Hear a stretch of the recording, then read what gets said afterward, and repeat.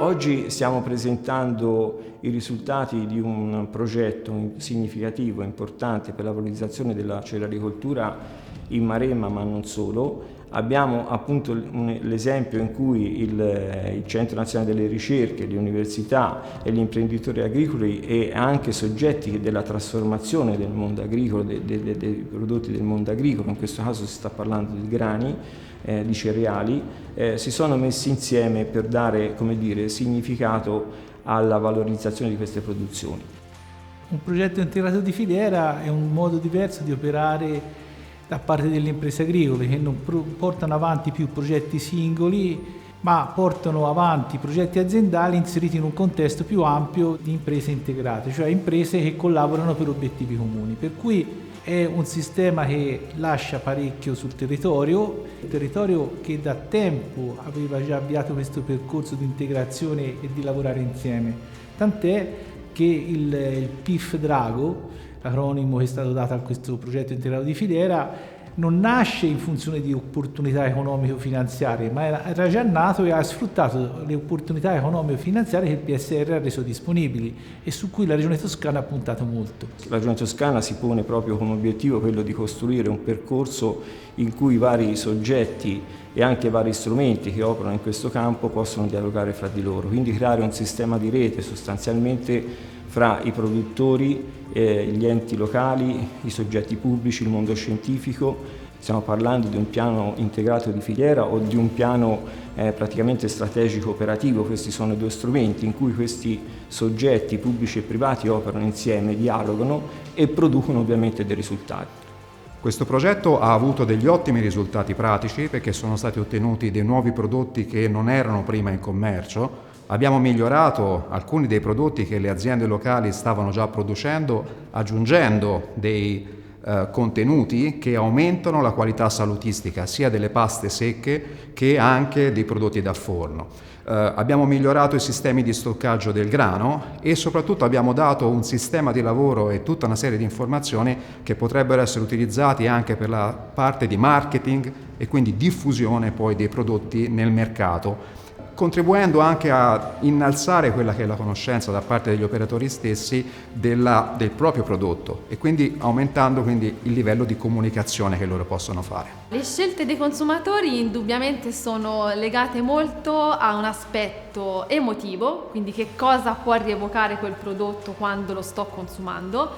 Sono legate agli stimoli sensoriali, quindi se giustamente è buono e cattivo ce lo dice il nostro olfatto, ce lo dice il nostro gusto, i nostri sapori, e quindi indubbiamente il consumatore oggigiorno è alla ricerca comunque di nuovi sapori, di nuove esperienze nel cibo. Nell'ambito di questo progetto sono stati effettuati proprio dei test di gradimento sul consumatore su vari prodotti che sono stati realizzati, sia prodotti di pasticceria sia dolce e biscotteria invece salata, fatti con il partner, il panificio Montomoli. Dall'altra parte invece con il partner Guazzini abbiamo realizzato delle prove di pastificazione aggiungendo alla semola di grano duro altri due ingredienti interessanti, la farina di carote e la farina di foglie di olivo essiccate. Le farine normali o diciamo un po' più standard sono purtroppo molto energetiche ma contengono bassi livelli di sostanze importanti perché le piante sono state selezionate per essere produttive e a scapito di quello che è il loro contenuto in bioattivi. Viceversa, farine ottenute da prodotti un po' particolari come foglie di olivo sono ovviamente non commestibili se usate da sole, ma in realtà poi diventano un potenziale estremamente molto importante da un punto di vista salutistico. Combinando insieme una farina tradizionale che apporta un giusto mix di energia a una farina non tradizionale ma che apporta un giusto dato di sostanze bioattive, otteniamo un mix definito perfetto, forse troppo, ma sicuramente molto utile. Sono state introdotte delle innovazioni che riguardano la conservazione delle granelle. Sono essenzialmente metodi innovativi con l'azoto ed altre tecnologie innovative per conservare il più a lungo possibile la granella, perché il nostro obiettivo è conservare meglio la granella per avere dei prodotti trasformati e finiti con il più alto valore nutrizionale e salubre possibile. Il CNR, così come anche le università, all'interno di questi progetti di cooperazione, come questo che è Tecnoqualisalus, dovrebbero dare alle aziende locali delle informazioni, così come anche dei metodi di lavoro, trasmettere naturalmente informazioni scientifiche e soprattutto cercare di modificare anche quelli che sono i metodi di operare delle aziende, cercando di innalzare la qualità dei prodotti che loro ottengono. Abbiamo inserito, nei nostri laboratori macchine e attrezzature che non conoscevamo e non avevamo utilizzato fino ad oggi e che a oggi risultano indispensabili per proseguire nel progetto. Io ho anche un laboratorio dove si fa confetture e anche lì il CNR ci ha aiutato a creare i giusti abbinamenti, e nello specifico tra mela cotogna, dove siamo andati a realizzare delle gelatine e delle confetture da abbinare a un biscotto di frolla fatto con la farina di grani antichi senza lievito, con olio extravergine d'oliva, per andare a creare dei frollini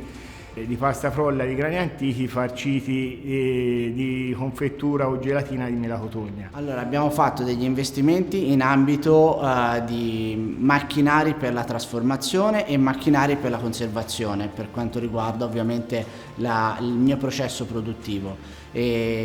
Silos sotto azoto, appunto con dei macchinari che conservano l'azoto dentro le camere stagne del silos, e dei macchinari innovativi con una macchina per la pasta e un essiccatore che serve per valutare nuovi processi di trasformazione per le materie prime che da questo derivano.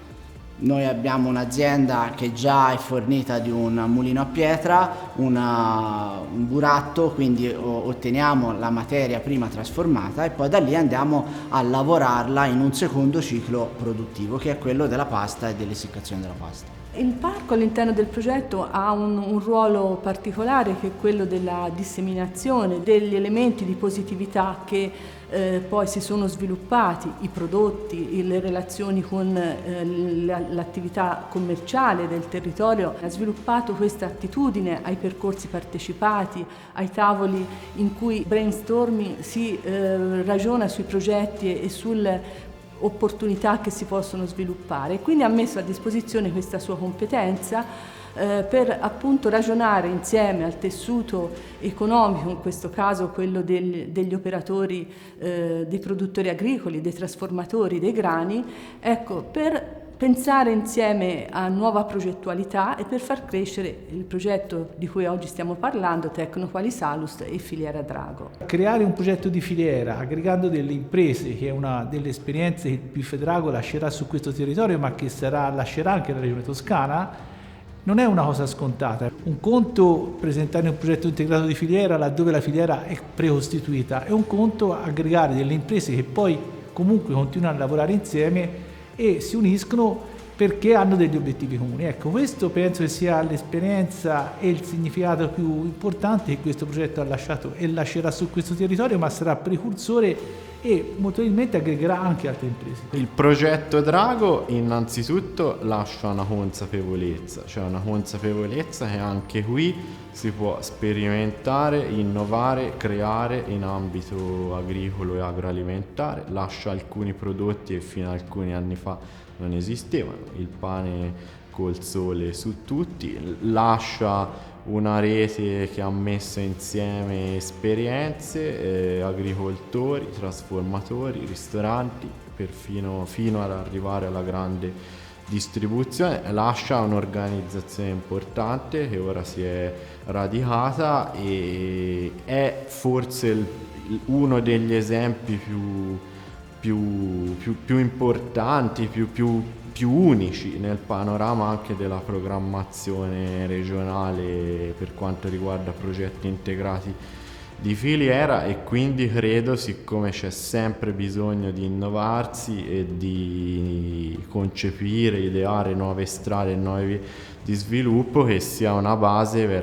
con la quale il territorio può cercare di accrescere in termini appunto di sviluppo dell'agricoltura, dell'agroalimentare e della sostenibilità alimentare più in generale. Il vero valore aggiunto è riacquistare quelle conoscenze che servono a rendere la filiera autosufficiente e autosostenibile, cioè quindi delle conoscenze e nello stesso tempo innovare anche queste tecniche che permettono alla filiera di essere autosufficienti nella produzione primaria, prima trasformazione, seconda trasformazione. Quindi avere nella filiera tutto il know-how necessario e gli strumenti, i laboratori e quant'altro necessari a essere a livello cerealicolo autosufficienti e quindi poter andare sul mercato con la propria identità, il proprio territorio e tutto il valore aggiunto dentro la filiera stessa. Questo è un progetto molto importante perché ha messo insieme una serie di aziende, diciamo, agricole con aziende di trasformazione e anche con enti di ricerca, quindi sicuramente lascerà una rete che si è creata e anche una condivisione di interessi. Questo progetto però ha portato anche cose importanti, sono stati fatti investimenti sul territorio, basti pensare che ad esempio la cooperativa Valle Bruna ha creato un mulino, il primo mulino sul territorio delle colline metallifere, si sono realizzati altri piccoli mulini aziendali, vi sono numerosi macchinari innovativi che sono, diciamo, stati acquistati attraverso il PIF, e poi si è creato anche progetti di innovazione come tecnico Alisalus, dove sono state fatte delle sperimentazioni molto avanzate su prodotti da forno e paste, quindi sicuramente lascia un bagaglio di esperienze e anche innovazione molto, molto elevata. All'interno di ogni alimento oggi noi cerchiamo non soltanto la quantità di energia, ma anche la qualità di ciò che noi mangiamo. Quindi è importante che oggi gli alimenti siano arricchiti in una serie di sostanze che noi chiamiamo bioattive o funzionali, cioè sostanze che alla fine proteggono le nostre cellule da malattie, da stati patologici, da situazioni chiaramente abbastanza complicate. La natura per fortuna le mette a disposizione. Le troviamo all'interno di piante comunemente non molto usate, però da riscoprire. Questo dà un grande valore anche all'attività che noi facciamo di ricatalogare le piante, gli estratti vegetali, eccetera, ma poi ovviamente dobbiamo anche fare in modo che questi poi possano entrare a far parte della nostra alimentazione. Questo progetto è stato molto importante anche dal punto di vista, diciamo, della divulgazione per i consumatori. C'è stato proprio un lavoro corale fatto dal territorio che poi si è tradotto in prodotti che oggi appunto troviamo proprio nei negozi, e questo è proprio un successo concreto di questo progetto. Dal punto di vista degli sviluppi, io credo fermamente che le aziende che hanno partecipato hanno veramente voglia di continuare su questa strada, perché hanno effettivamente accolto proprio anche il successo del prodotto con i loro consumatori. Le strade possono essere varie, perché non necessariamente solo sul consumatore finale, ma possiamo andare anche nel campo della ristorazione, quindi tutto il mondo Horeca. Quindi indubbiamente io credo che ci siano veramente delle buone potenzialità di continuare a commercializzare e vendere questa linea di prodotti. Che alla fine un'alimentazione di questo tipo è sostenibile, perché è un'alimentazione che costa meno, è un'alimentazione che ha ricadute anche sociali, perché c'è la riscoperta di una serie di realtà locali importanti. È culturale, perché permette di riscoprire una serie di valori tradizionali che probabilmente si erano perduti. Restando nel nostro ambito puramente scientifico, per noi è stata una grande riscoperta di tante piccole, diciamo, realtà e di tante piccole molecole che apparentemente ormai scartiamo, ma che reintrodotte nel modo giusto, appropriato e bilanciato all'interno di un processo alimentare sicuramente potranno permettere a noi di avere un'alimentazione alternativa e salutare. L'elemento significativo è il dialogo che si è instaurato tra questi soggetti e che sta producendo ulteriormente nuovi risultati da questo punto di vista, perché non si stanno fermando al progetto, ai risultati del progetto, ma l'operatività continua, e anzi su questo vorrei dire che la Regione Toscana sta attivando un percorso praticamente di valorizzazione della vendita online delle produzioni agroalimentari, che sicuramente rispetto a indagini e studi che abbiamo fatto anche a livello nazionale, i prodotti toscani hanno una loro appeal, tanto più se sono fortemente legati all'identità territoriale, e oggi stiamo parlando appunto di prodotti fortemente connotati, diciamo, rispetto al contesto territoriale di riferimento, e questo sicuramente avrà un risultato dal punto di vista, diciamo, del mercato, anche quello, non solo quello di filiera corta, quindi dell'approvvigionamento in loco, ma con la possibilità di estendere praticamente la commercializzazione, appunto per esempio attraverso gli strumenti multimediali, alla vendita praticamente online e quindi di più ampio raggio. Drago è un distretto rurale, quindi sono state proprio gettate le basi per un vero e proprio distretto, è una rete di aziende, ma non solo aziende, anche di enti territoriali, anche di enti di ricerca, per cui questo è un progetto che ha gettato le basi per trasformarsi anche in altre cose, e già lo sta facendo. Ci sono già altri progetti nati all'interno di Drago e che oggi stanno appunto funzionando, quindi sicuramente è solo l'inizio di qualcosa di più importante. I fondi pubblici, siano essi di natura regionale, nazionale, europea, rappresentano un quid essenziale, strategico, rappresentano una sfida importantissima. Certamente serve una capacità di organizzarsi per andare ad attrarli, soprattutto quando si parla di fondi di natura comunitaria, perché presuppongono iter complessi, anche strategie progettuali di un certo livello. Però ecco, per andare a, come dire, a produrre stravolgimenti o shock socio-economici e culturali, l'unica via possibile è andare ad intercettare con buoni progetti moltissimi fondi, e soprattutto in questo momento ci sono, esistono e ci saranno nei prossimi anni.